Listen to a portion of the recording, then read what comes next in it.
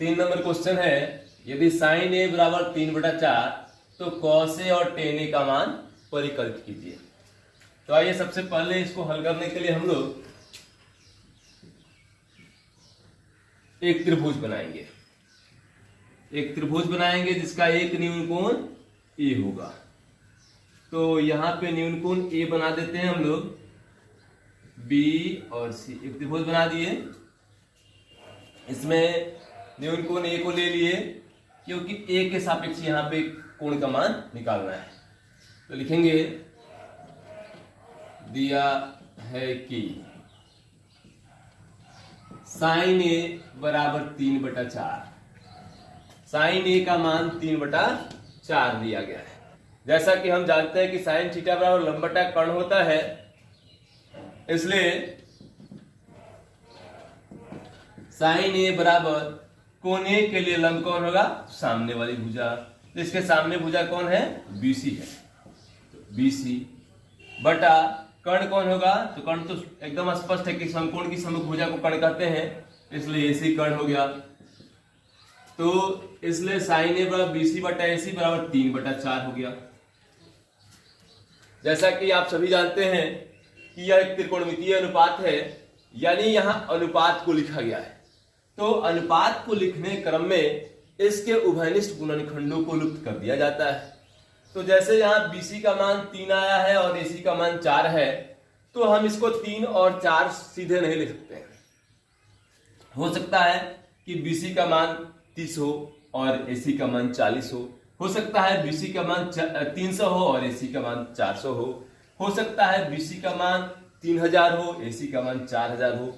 जो उभयनिष्ठ गुणनखंड को लुप्त करने के बाद 3/4 रह गया है, इसलिए BC को डायरेक्ट 3 लिख देना कहीं से उचित नहीं है। तो अब जिस उभयनिष्ठ गुणनखंड को यहां से लुप्त किया गया है उसको हम क्या करते हैं? चर संख्या के रूप में मान लेते हैं, क्योंकि हमें तो पता ही नहीं है कि वह 3 है कि 5 है कि 50 है कि कितना है। तो इसलिए हम लोग उसको क्या करते हैं? के मान लेते हैं। तो हम मान लेते हैं एक संख्या चर राशि के रूप में के, कि के वह अचर राशि है यहां का जिसे लुप्त कर दिया गया। इसको कटाने के बाद इसको 3/4 के रूप में लिखा गया है। तो इस प्रकार से BC का मान 3 के और AC का मान 4 के हो जाएगा। इसलिए BC बराबर 3 के तथा AC बराबर 4 के, जहां के कोई धनात्मक पूर्णांक है। धनात्मक पूर्णांक कहने का तात्पर्य यह है कि यहां पे भुजा की लंबाई है, यह कभी ऋणात्मक हो ही नहीं सकती है, नहीं। इसलिए यहां पे धनात्मक पूर्णांक लिख दिया जाता है, क्योंकि यह प्राकृत संख्याएं एक हो सकती है, 1 से लेकर अनंत तक की कोई संख्या हो सकती है, वह ऋणात्मक कभी हो ही नहीं सकती है। तो इसलिए BC का मान 3 के हो गया और AC का मान 4 के हो गया। अब इसमें हमें AB पता नहीं है, क्योंकि हमें cos A और tan A का मान ज्ञात करना है। तो cos के लिए इस कोण A के लिए लंब और एक कर्ण हो गया, और cos A के लिए आधार जरूरी है, tan A निकालने के लिए आधार जरूरी है। तो कोण A के लिए आधार AB है। तो AB जब तक हम लोग निकालेंगे नहीं तब तक क्वेश्चन बनेगा नहीं। तो इसलिए हमें पाइथागोरस प्रमेय लगाना पड़ेगा। तब लिखेंगे, चूंकि त्रिभुज ABC में कोण B बराबर 90 डिग्री, इसलिए पाइथागोरस प्रमेय से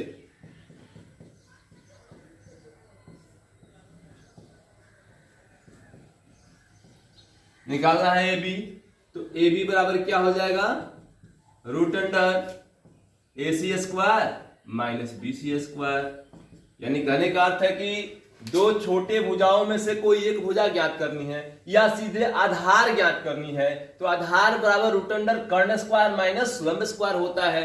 तो हमने क्या किया कि आधार बराबर √कर्ण² माइनस लंब² कर दिया, क्योंकि यहाँ का कर्ण जो है सो AC है और लंब जो है सो BC है, और निकालना है आधार AB।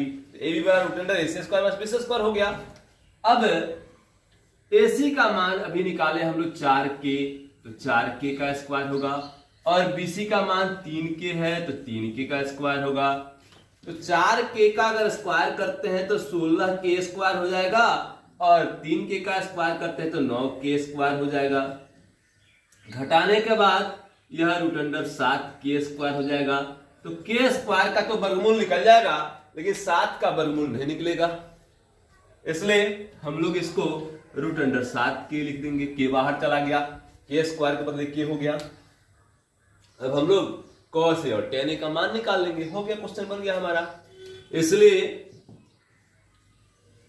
cos a बराबर, cos के लिए क्या होता है, आधार बटा कर्ण।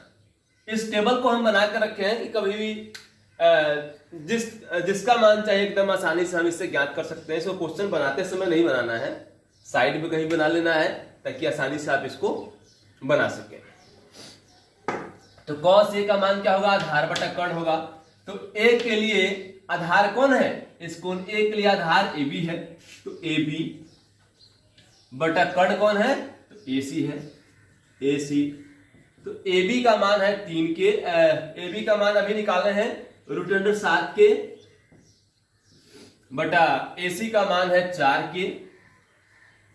फिर यहाँ k से k कट गया, कैंसिल हो गया, अब बचा क्या, तो रूट अंडर 7 बटा 4।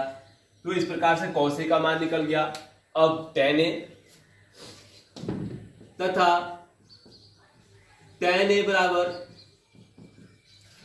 तथा